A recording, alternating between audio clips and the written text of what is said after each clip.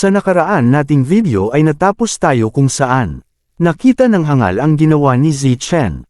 At ito'y namangha, wika nito. Ang mga galaw na pinapakita ng babaeng ito ay parang professional trained killer na kakaiba. Bakit may kasamang killer ang prinsipe ng Yanwo? At sinabihan nito ang kanyang kasamahan na makinig silang lahat, dahil gusto nitong hulihin sila ng buhay. At makikita naman natin na sumugod na ang isang babae sa likuran ni Zichen. At ito'y nagpakawala ng isang sipa sa kanya, ngunit nasalag naman niya ito gamit ang hawak nitong espada. Sa pagkakataong ito ay sumugod na rin si Zichen at hinanda nito ang kanyang espada. At ilang sandali lamang ay nagpakawala ito ng 3 slash patungo sa babae. Ngunit sa oras na ito ay hindi na naiwasan pa ng babae, at ito'y napasigaw na lang sa natamo nitong pinsala. Subalit sinabi ni Zichen na dito na masasawi ang buhay nito. At isang malakas na enerhiya ang lumabas sa kanyang espada at matagumpay niya itong tinamaan. Ngunit sa oras na ito ay labis na ang pagod ni Zichen. At mayroon pang 3 natitira subalit wala na siyang lakas para harapin silang 3 ngayon. At makikita naman natin ang bumagsak ang babae na wala ng buhay. Saad naman ni Zichen sa kanyang sarili na ngayon lang siya susugal, kung sakaling mabigo siya sa hakbang na ito, siya at ang ika-9 na prinsipe ay malamang na hindi makakatakas at baka dito na din magwawakas ang kanilang mga buhay. Sa oras na ito ay biglang tumayo si Zichen ginamit na niya ang kanyang natitirang genuine chi sa kanyang katawan. At makikita natin ang umaapaw nitong enerhiya, ngunit sa kabilang banda, nakita at naramdaman ng ating bida ang genuine chi ni Zichen at ito ay nag-aalala. Wika nito sa kanyang isipan, ganitong katindi na genuine chi, ay parang tinataya ni Zichen ang buhay niya sa isang strike. Dapat din daw tupusan na rin ng ating bida ang laban na ito ng mabilis, kung hindi pareho silang dalawa na mawawalan ng buhay. Subalit sa kasalukuyan ngayon ay tapos na din ang paghahanda ni Zichen at ramdam ang malakas nitong enerhiya na may dalang mabigat na pressure. Siya ay orihinal na dumating upang patayin ang ating bida, ngunit isang karangalan para sa kanya na lumaban sa tabi ng ating bida. At biglang sumugod ito nang napakabilis sumulpot naman ito sa harapan ng kalbo. At hindi na ito nag-aksaya ng oras at kanyang hinampas ang espada nito at tinamaan niya ito sa dibdib na sanhi ng pagkamatay nito. Agad naman niya sinunod ang isang babae, at binigyan niya ito ng isang hampas. Subalit hindi na malaya ng babae na siya ay tinamaan na sa kanyang dibdib. Agad naman nagtungo si Zichen sa huling kumag. Sa bilis nito ay labis na kinabahan ng lalaki dahil hindi niya alam kung ano ang kanyang gagawin. Napuno na lang ng pawis ang kanyang mukha, at sabay naman itong umatake Zichen at isang slash lang ng kanyang espada ay tinamaan din ito sa kanyang dibdib. At makikita naman natin ang ginawang pagsugod ni Zichen ay parang kidlat ang kanyang bilis at sabay-sabay niyang napatay ang 3 ito. At biglang napaupo na lang ito at kanyang itinusok ang kanyang espada sa lupa. At ito'y hingal na hingal. At sa oras na ito ay sasabog na ang kanyang enerhiya sa katawan. At ilang sandali pa ay tuluyan nang sumabog ito ng malakas na may kasamang shockwave. Tumalsik si Zichen sa nangyari at ito'y nagtamo ng matinding pinsala. Napasigaw na lang ang ating bida sa pangalan ni Zichen. Ngunit biglang sumulpot sa kanyang likuran ang hangal na si Qingyu. At sinabihan siya nito na, may oras pa siyang mag-alala sa babaeng iyon, kapag napatay daw niya ang ating bida ay mapupunta na ito sa kanya. At makikita natin na malapit nang tumama ang atake ng hangal. Ngunit sa oras na ito ay biglang tumalon ang ating bida palayo papunta sa itaas. Ngunit sa kabilang banda, sa makapal na usok ay makikita natin si Zichen na ito ay nakatayo pa matapos itong tumalsik. Subalit sa ilang segundo lang ay bigla na lang itong bumagsak sa labis nitong pagod at kawalan ng lakas. Bumalik naman tayo ng eksena. Nagsaad naman si Qingyu, na hindi na daw tatakbo ang ating bida. At ngayon daw ay handa na siyang lumaban ng harapan sa kanya, at ito ay perpekto. Sa sandaling patayin daw siya nito ay pagkatapos ay magkaroon siya ng matamis na oras kay Zichen habang ito'y nakahiga. Sumagot naman ang ating bida. Natingnan nila kung mayroon siya talagang mga kakayahan na gawin ito.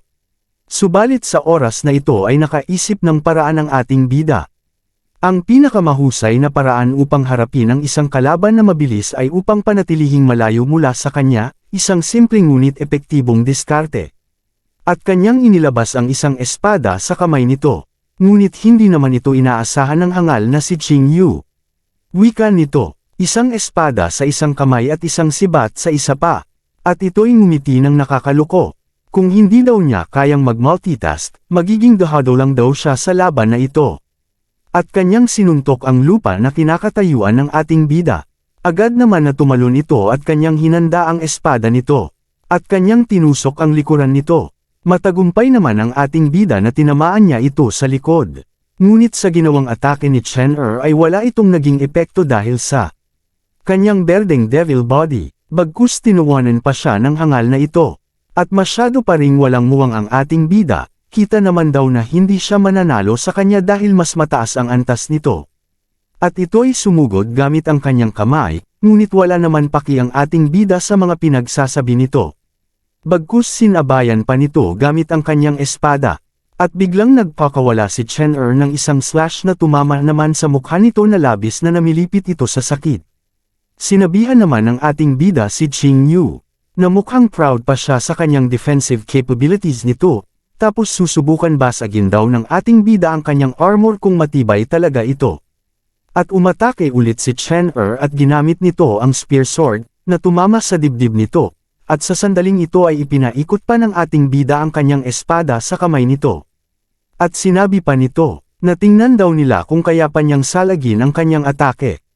At mabilis na bumulusok ang ating bida dahil sa kanyang ginawang atake. At hindi na ito naiwasan pa ni Qing Yu. At ito'y tinamaan na sanhi ng kanyang pagsuka ng dugo.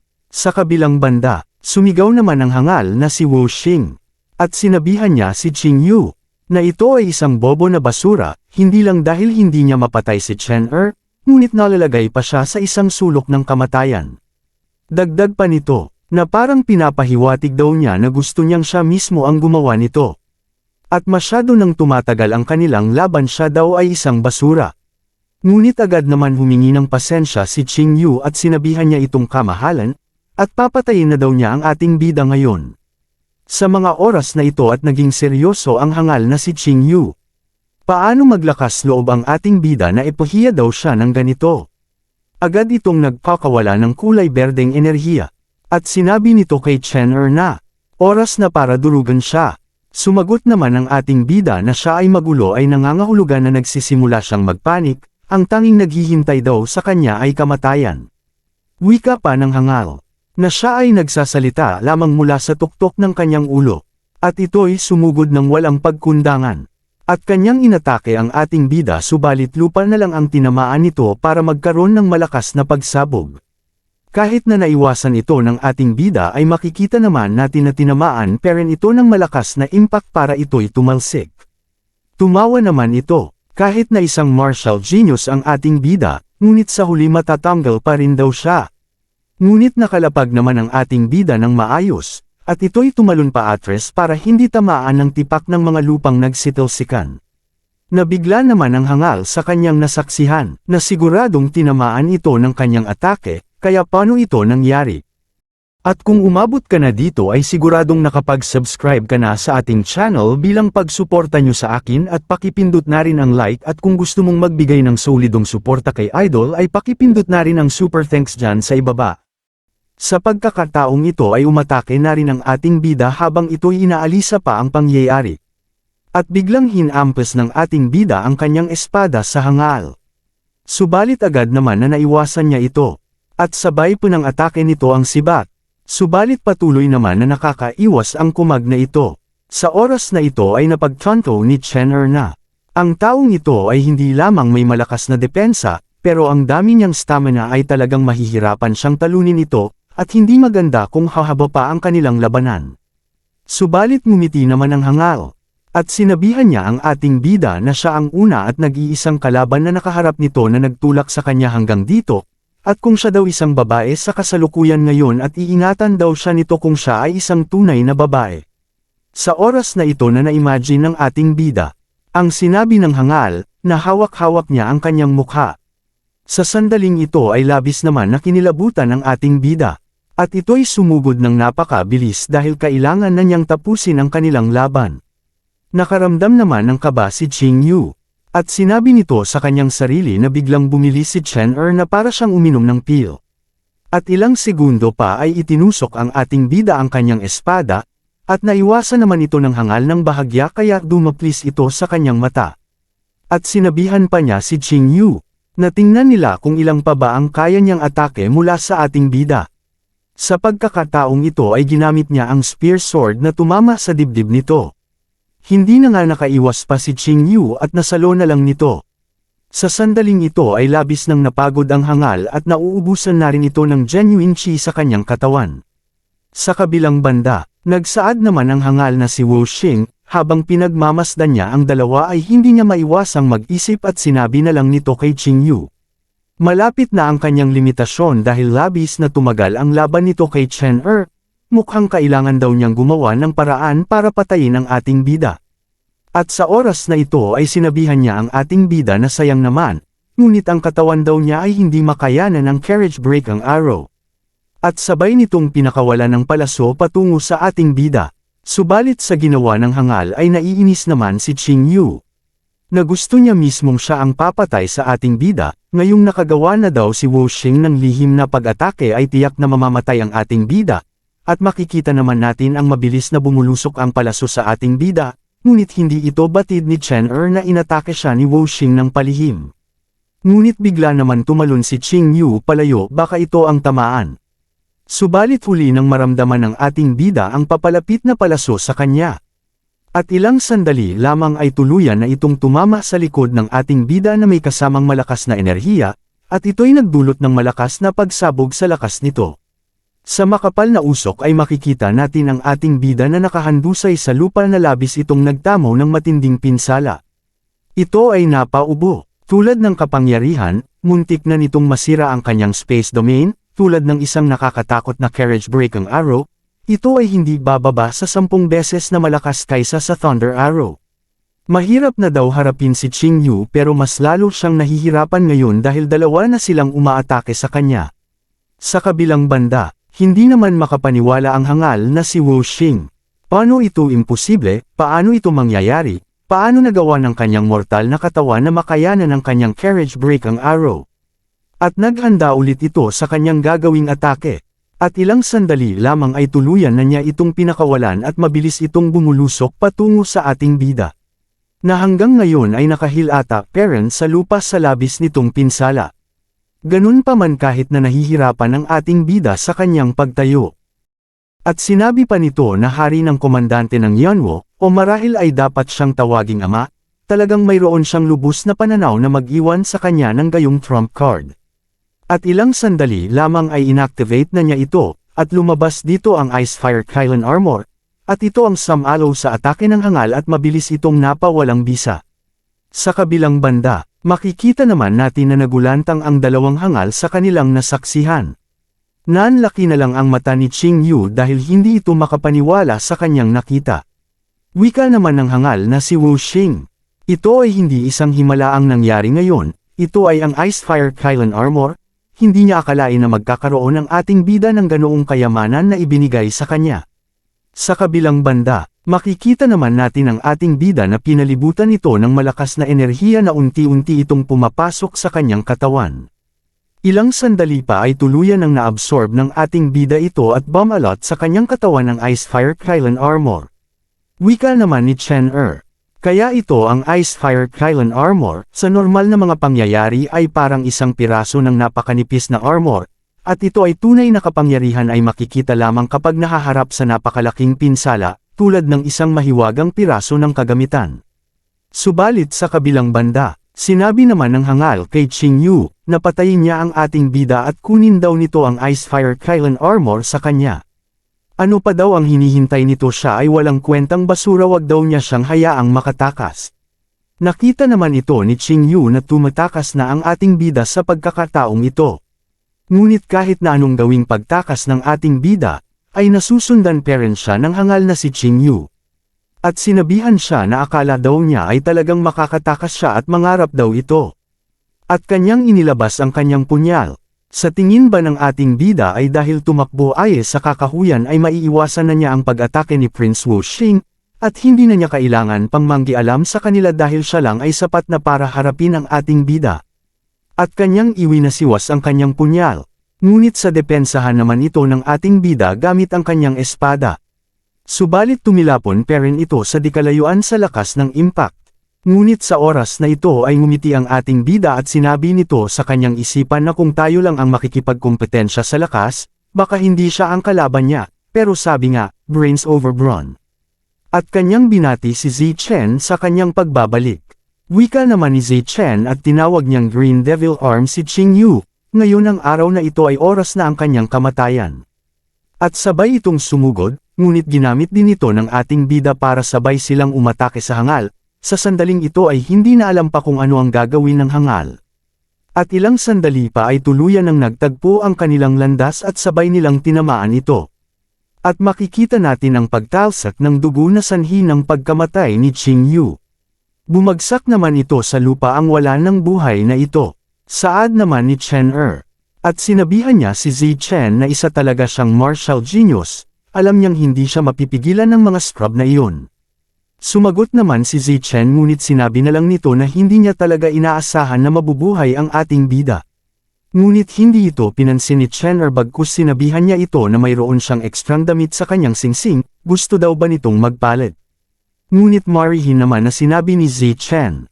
Ang isang kamahalan ay siguradong marunong magbiro, hindi daw siya tulad ng mga ibang babae, at hindi daw siya nagsusuot ng damit ng lalaki. Sa kabilang dako, nagsaad naman ang hangal na si Wu Xing at sinabihan niya si Qingyu kung hindi pa ito tapos, ngunit sa hindi nito alam ay patay na si Qingyu. Ang basurang katulad niya ay wala na siyang pag-asa, at sabay inilabas nito ang kanyang flute, at kanyang tutulungan daw ito at kanyang inumpisahan magpa-music. At sa kanyang ginawa ay ang lahat ng bubuyog ay biglang naging agresibo. At maya-maya lang ay patungo na sa kanila Chener ito. Subalit sinabihan naman ni Zichen ang ating bida na tignan daw nito ang nasa itaas nila. Sa oras na ito ay pinagpawisan ng ating bida dahil napagtanto niya na ito ay mga mailap na makamandag na bubuyog, sinong mag-aakala na si Wu Xing ay isang beast tamer. Kailangan nilang gumawa ng paraan para harapin ito. Kung hindi mahihirapan silang makatakas, kaso nasa itaas ang hangal na ito, kaya paano daw nila ito maaabot? Subalit sa pagkakataon ito ay nagsalita si Pant ang hari ng slaughter. Sinabihan niya si Chen Er na bakit hindi hayaan na tulungan siya. Habang pinapatay ng ating bida ang mga bubuyog at sinabi nito sa kanya na wala siyang oras makipag-usap sa kanya kaya sabihin lang daw sa kanya ang kondisyon. Natuwa naman ito. Dapat ay hindi na daw siya nito ikulong pa sa larawan mula sa araw na ito, at bibigyan niya ito ng maraming sorpresa. Agad naman na pumayag ang ating bida sa kondisyong ito. Ngunit narinig naman ito ni Zichen. Kung ano daw ang pinagsasabi ni Chen Er hindi daw niya ito maintindihan. Sa oras na ito ay agad naman na inilabas ni Chen Er si Pant. Napuno naman ito ng tuwa dahil malaya na naman ito. Wika nito, gagawin niya ito tutulungan siya sa pamamagitan ng pagpigil sa bastardo na iyon na nasa ere. Nakita naman ito ni Zichen. At napagtanto nito na ang pas ang yun. Marunong talagang magsalita, iyon ba ay marahil siya ay banal na hayop. At sinabihan niya si Chen Er na huwag mawala ng focus dahil maraming bubuyog pa ang umaatake sa kanila. Wika naman ng ating bida. Kung sigurado ba si Pant kaya daw niyang abutin ang hangal, kung nagsisinungaling daw ito sa kanya humanda siya sa mga kahihinatnan. Sarkastiko naman sumagot si Pant. Ang kanyang titulo ay Hari ng Patayan, kung hindi niya kayang kunin ang langit at lupa, hindi niya makukuha ang ganitong titulo. Abangan sa susunod nating video ang kapana-panabik na eksena. At makikita natin si Pant na tinaguri ang Hari ng Slaughter kung paano ito makipaglaban. At higit pa dyan makikita naman natin kung ano ang mangyayari sa dalawa sa oras na ito. Kung gusto mong masubaybayan pa ang ating kwento ay pindutin mo lang ang subscribe button at i-like ang ating video. Salamat mga idol.